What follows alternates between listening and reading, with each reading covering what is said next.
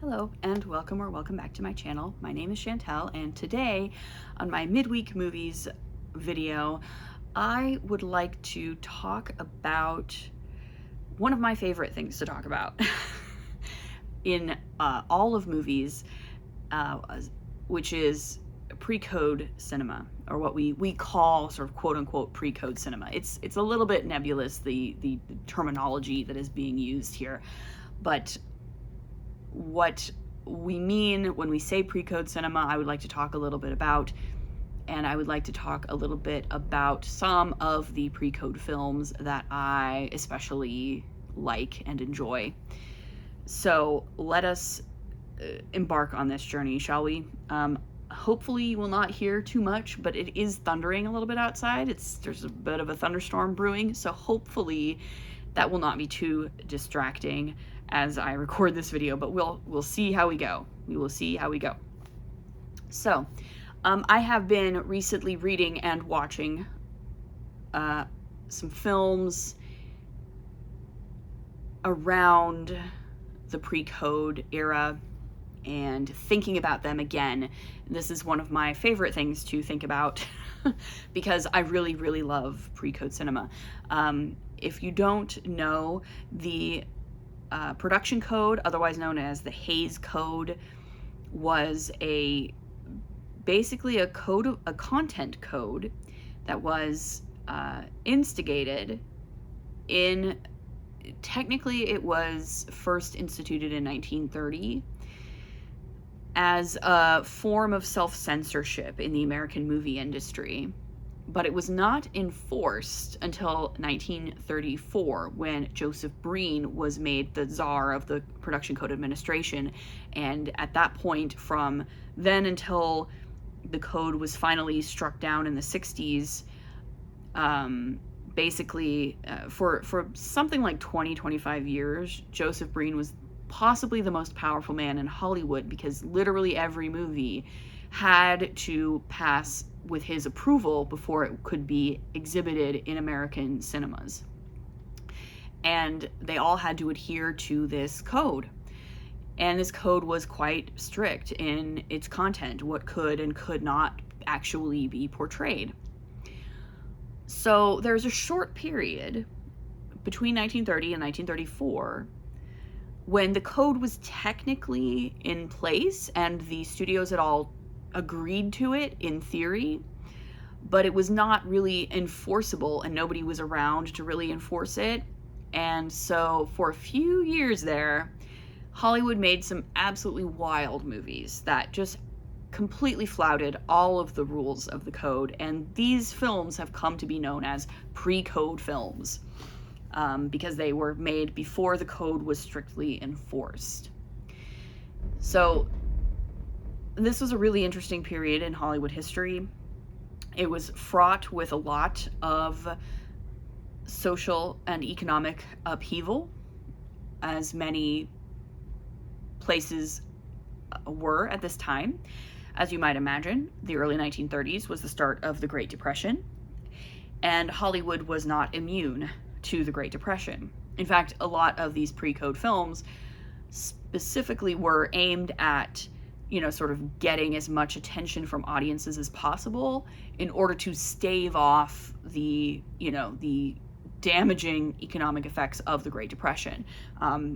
Essentially, a lot of these studio heads were like, well, if my options are to declare bankruptcy or put out some movies that show a lot of skin and have people like engaged in extramarital affairs, then I'm gonna do that thing, right? So that I don't have to file for bankruptcy. So that is what was done in this era. I have a few books, actually, because this is a book channel as much as it is a movie channel. I did want to show off a few books that I have that are specifically about the code, pre-code Hollywood, and or sort of censorship in Hollywood. I have more, but I have here, this is The Dame in the Kimono, which is kind of a big overview of the code and how it came to be, and how it operated in sort of what we know as the golden age of Hollywood in the 30s and 40s and early 50s. So this is a really good overview of that. And then I also have 2 books by Mick LaSalle. He wrote Complicated Women and Dangerous Men, and these are focused on, obviously, this is focused specifically on the actresses that were popular in pre-code Hollywood, and this is on the actors in pre-code Hollywood. So these are really interesting books, and very informative. He is particularly interested in Kay Francis. I think Kay Francis is like his favorite. And so he talks a hell of a lot about Kay Francis in this book. But these are both really interesting reads. And my favorite, personally, of the books that I have on this time period is the book Pre-Code Hollywood. This is by Thomas Doherty. You can't really see. There's a big sticker on the front of this book. I bought it used many, many years ago. I would not even want to attempt to try to take this big sticker off the front of the book at this point, because it's cemented there. It would just tear the cover right off. But I really love this book for a couple of reasons. Not only is it like well researched and very in depth and a very good overview of pre-code cinema, but the image that's actually on the front cover of this book was an image that was shot, I believe it was shot in, this photo was taken, I believe, in 1940, and this was specifically an image that was like trying to lampoon the code itself and censorship in Hollywood. And so this image, again, I'm sorry, there's a giant sticker on the front of this cover, but if I can find a better version of this image, I will probably put it up on the screen somewhere to show you. But yeah, it's titled, this photo is titled "Thou Shalt Not," and it's basically in one photograph, encapsulates as much as they could possibly put into a photo of all of the stuff that you were not supposed to show in movies under the production code. So it's a lot of stuff, right? There's drugs, there's drinking, there's, a dead cop on the floor, there's skin, right? There's sexuality. There's a lot of stuff, though this still doesn't cover everything, right? This photo still doesn't cover everything because, of course, things like homosexuality were absolutely verboten under the code. The other thing that I really like about this book is that the first appendix has just the text of the production code of 1930. So we have the entire text of the actual production code itself, so you can just read it for yourself in this book if you want, which is it's a great reference tool. I used this a lot when I was in college and in grad school. And the second appendix is the addenda to the 1930 code, which was added a little bit later, right? So there's a lot of great stuff in here. But yeah, so the Academy has a wonderful archive in Los Angeles, and among many other items of interest, they do have the entire archive of the Production Code Administration. So this includes a lot of materials, a lot of spec scripts, a lot of notes and memos that were passed back and forth from the PCA to the studios, and internal memos within the PCA about films and what their recommendations were for specific films. It's a fantastic archive that I definitely made use of a few times when I was in grad school. And yeah, it's really fascinating. For me, the history of censorship in United States cinema is one of my favorite things. It always has been, and I did a lot of work on it in grad school. And so I like a lot of pre-code films. Some of the pre-code films that I really like include some of the most popular films of the 1930s.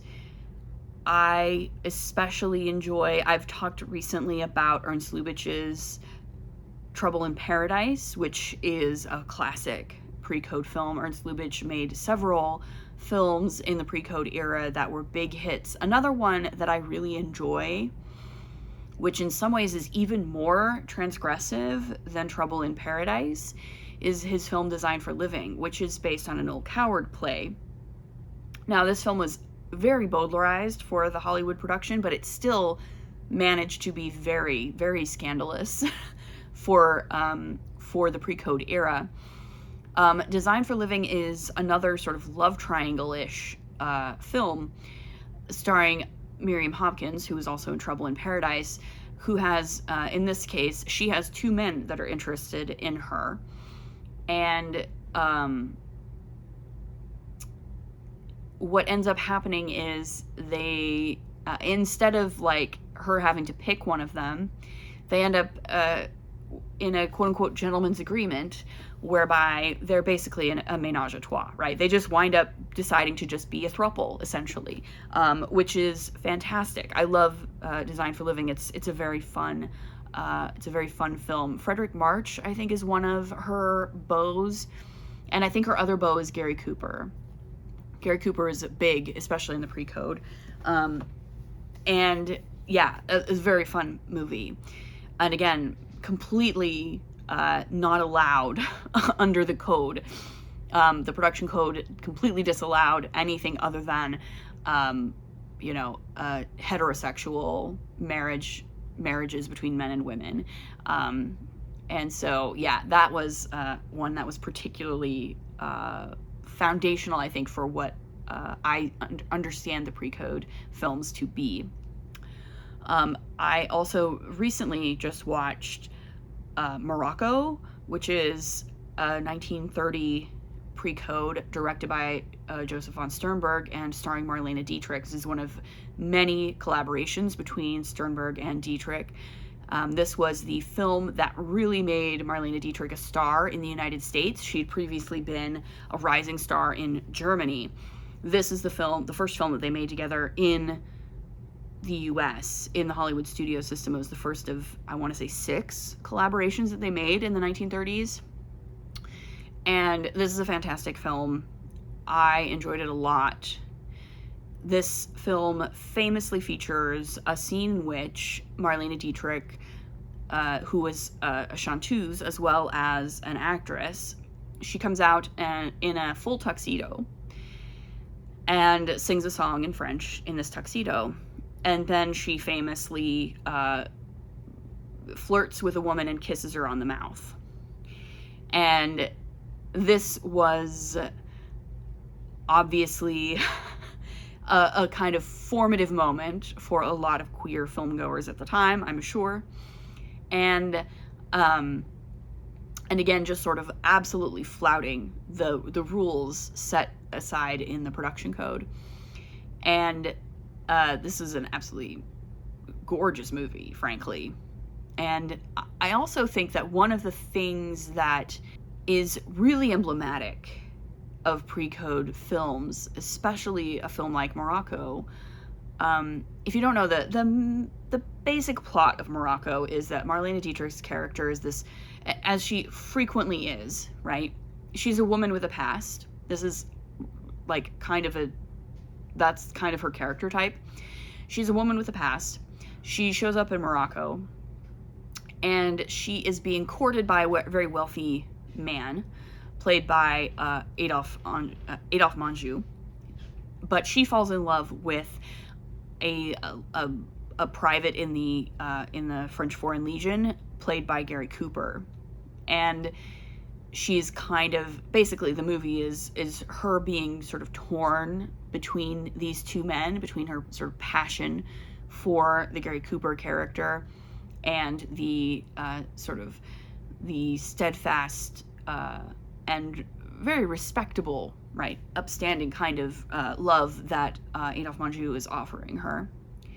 And what I really liked about this movie is the way that it just kind of allows you to sit with a lot of ambiguity.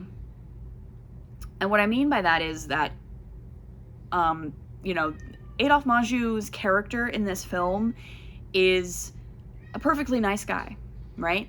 He's not a bad man. He does not mistreat her. She just doesn't love him the way that she loves Gary Cooper. And Gary Cooper's character is very, he's not a very nice man. He's a womanizer. He's kind of thoughtless and doesn't really think about anybody but himself that much. But she still loves him, and he loves her, right? But it allows itself to be sort of very ambiguous about this. There's not really a good guy and a bad guy. There's not really, and it's also, the ending of it is also very sort of nebulous and open-ended, and it doesn't necessarily offer you a super satisfying narrative closure. And I think that's also that's something that kind of went away when the production code began to be enforced, right? When the production code is enforced, what happens is, you can maybe depict some less than stellar things in your movies for the sake of, of conflict and tension. But you have to have clear delineations between the good people and the bad people. The bad people have to be punished and the good people have to be rewarded, right? That's kind of the basic idea of the entire production code. And they have to be pretty carefully categorized, right? And there are certain kinds of people that you are simply not allowed to categorize in the bad category, right? So like cops and priests, never allowed to be bad guys under the production code, right? And a movie like Morocco really just is kind of very dreamlike and open-ended, and there really aren't good people or bad people. It's not trying to fit anybody into a specific kind of box. These are just people, right? And they're messy, and they have messy feelings for each other. At one point, Marlene Dietrich's character literally runs away from her engagement dinner to try and find news of Gary Cooper and if he's still alive or if he's injured or what's happened to him. She literally runs away from her engagement dinner. And Adolphe Menjou just stands there, and at one point he just goes, I love her, and I'll do anything I can to make her happy because I love her. And that's it, right? It's just, you're just expected, and you sympathize with him. There's nothing unsympathetic about that, and there's also nothing unsympathetic about what Marlene Dietrich feels for Gary Cooper as well. And it's wonderful in that way, and I think that really is sort of emblematic of the best of the pre-codes. I'm not saying they're all like that. Many pre-codes are not like that at all, but the best pre-codes are able to do those things in ways that American films were just not able to do after the code was enforced in 1934. Some other pre-code cinema, some other pre-code films that I really enjoy, anything that Mae West was in the early 1930s. She was in a couple like She Done Him Wrong and I'm No Angel, which are really great. Mae West is a fantastic performer. She was the most popular celebrity actor in America in the early 1930s, bar none. She was the biggest box office draw in America. And she starred with Cary Grant in a couple of these films. She's very sexual. She's very flamboyant. She takes up a lot of space. She's very curvy in a way that a lot of actresses in the 30s really weren't, because that was not the style anymore by the 1930s. But she was very curvy. She took up a lot of space. She had a very deep voice. She's the one who famously said, "Come up and see me sometime," to Cary Grant. And she, her films were very salacious. They were based on her own Broadway plays usually, and her plays were often also like they were picketed by by decency groups or whatever, trying to get her taken off, and she was arrested for obscenity a couple of times. So she was very controversial, but that was part of her appeal. And these films are very interesting. Unfortunately, she was completely, like, her career was honestly kind of destroyed by the production code being enforced. I think in her 1934 film, I think is called Belle, it ended up being called Belle of the 90s or something like that. And, like, you can see, like, there's a huge difference between Belle of the 90s, which basically had an axe taken to it, and the earlier films that she had made. And, you know, a statistic or a factoid that is often tossed about in sort of film circles, right, is that 1933, Mae West was the single most popular actor in America. She was the biggest box office draw. By 1935, the biggest box office draw in America was Shirley Temple, right? That's the difference, right? That is what the production code did to American cinema. It's very illustrative, I think, of what was done to American cinema. Again, that's not to say that all pre-code movies are great and everything that was made under the production code is, like, somehow bad. That is not a binary that I want to involve myself in. There were certainly many bad movies made in the pre-code era. Certainly, especially, like, around 1930, when sound was still, like, in its really early days. A lot of the really, really early, like 1929, 1930 movies just don't have great production quality, especially in the sound end of things, because the cameras, the early sound cameras, were really big and clunky, and you couldn't move them as much, and in a lot of ways there was some sort of backward momentum there when the implementation of sound was happening. And also, of course, we have to, you know, talk about the racism of it all. A lot of racism.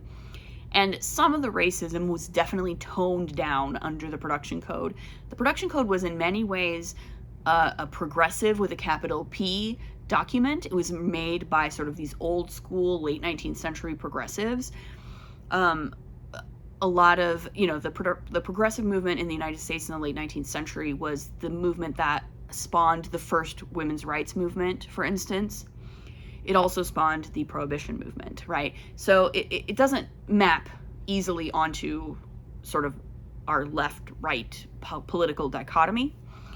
The production code was certainly very well intentioned, and it, you know, there are certainly things in the production code that are that feel kind of modern, in the sense that, like, it's not just Christian priests that you can't malign in under the production code, right? It's all religious authority of any kind.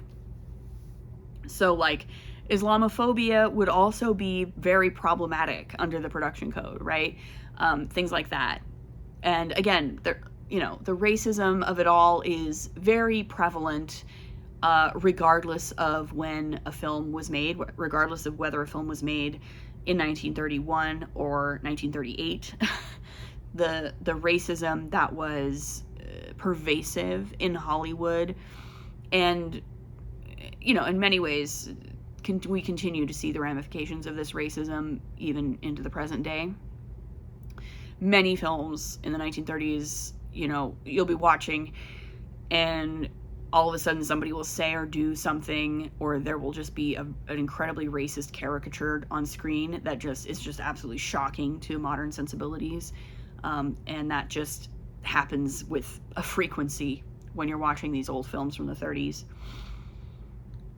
But yeah, the production code was a sea change in Hollywood, and it had a massive effect on what kinds of movies were able to be produced in Hollywood, and the ways in which that shaped American culture for about 30 years. It wasn't really until the 60s that the production code was weakened and then eventually completely struck down and replaced with the first rating system. And, you know, certainly there are a lot of great movies that were made under the auspices of the production code. This is basically the golden age of Hollywood, right? Casablanca was made under the production code, right? some absolutely fantastic movies were made under the auspices of the Production Code Administration. And directors often had to be extra creative in trying to find ways to get around the production code, to imply things rather than explicitly state them, And that, in some ways, you could argue, makes for more interesting movies, right? Again, I'm not defending the code, nor am I entirely 100% condemning it. It is simply a messy part of American film history that I have always found really, really fascinating. But I have always had an appreciation for the kind of freedom that is often seen bursting from the seams of many of these pre-code films. And I think it's an absolutely fascinating era of American filmmaking, and I heartily recommend that folks try some films from this era if you haven't. There's a number of great ones that you can look up and check into. Again, if it was released in America between about 1930 and 1933, it probably fits within this pre-code moniker. And many of them are very interesting. So yeah, that is what I wanted to talk about today. Again, one of my favorite things to talk about and read about, and my favorite kinds of movies to watch are pre-code films. The original Scarface is another great one. Howard Hawks's classic gangster film, The Public Enemy, is another really good one from the early 30s. Lots of great crime gangster films from the early 30s that went on to influence, some of the greats like Martin Scorsese and Francis Ford Coppola. But yeah, let me know in the comments below what you think. What are some of your favorite pre-codes? I have barely, honestly, scratched the surface. There's a lot. Yeah, like this video if you liked it. Subscribe if you want to see more, and we'll see you in the next one. Bye.